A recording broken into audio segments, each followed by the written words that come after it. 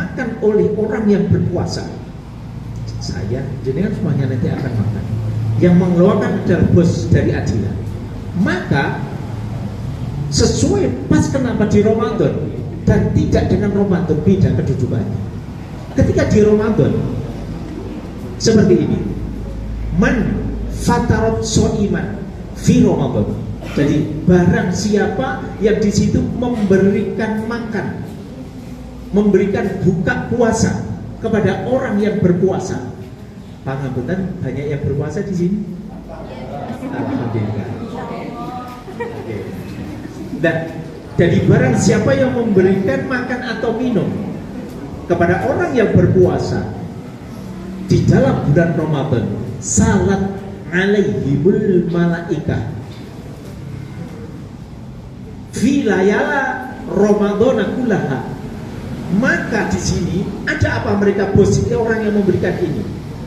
Maka malaikat, seluruh malaikat akan mendoakan dan memintakan ampun kepada Allah Subhanahu wa taala di bulan Ramadan seluruh malamnya, dari malam pertama sampai malam terakhir di bulan Ramadan. Ini akan diberikan minta ampun. Jadi malaikat itu memintakan ampun kepada orang yang memberikan buka puasa. Bayangkan itu. Dan maka masih ada kesempatan, masih ada sekitar 14 hari lagi. Terus diteruskan Bapak Ibu rahimakumullah, karena untuk merubah takdir ternyata di sini passwordnya makanan itu.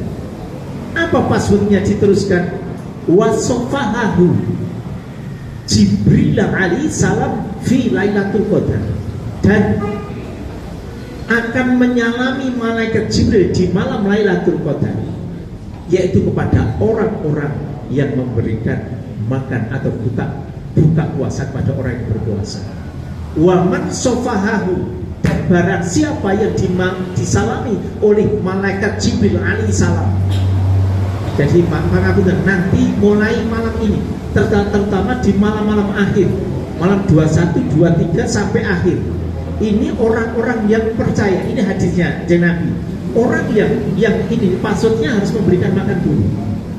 Diteruskan wa man sofahahu Jibril alaihi salam fi lailatul qadar, dan barang siapa yang di situ disalami oleh malaikat Jibril di malam Lailatul Qadar, yazidhu qalbu dhammuhu, maka dia hatinya akan bertambah tenang, hatinya akan menjadi tentram, dan air matanya akan mengalir. Karena apa? Di situ malam Lailatul Qadar nanti ada kepastian rizki kita, umur kita, nasib kita ditentukan pada malam Lailatul Qadar.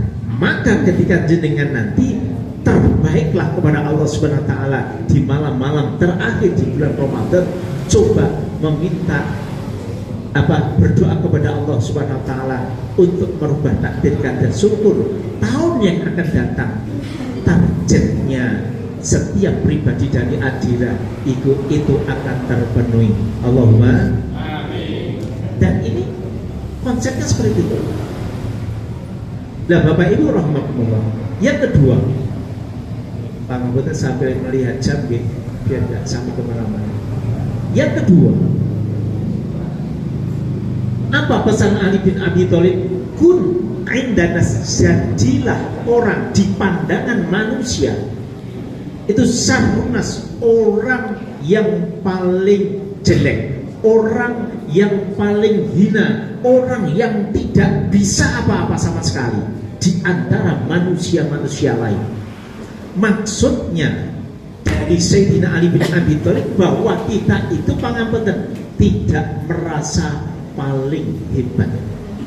Kita membutuhkan namanya orang lain, membentuk tim. Betul Bu? Betul Bapak G?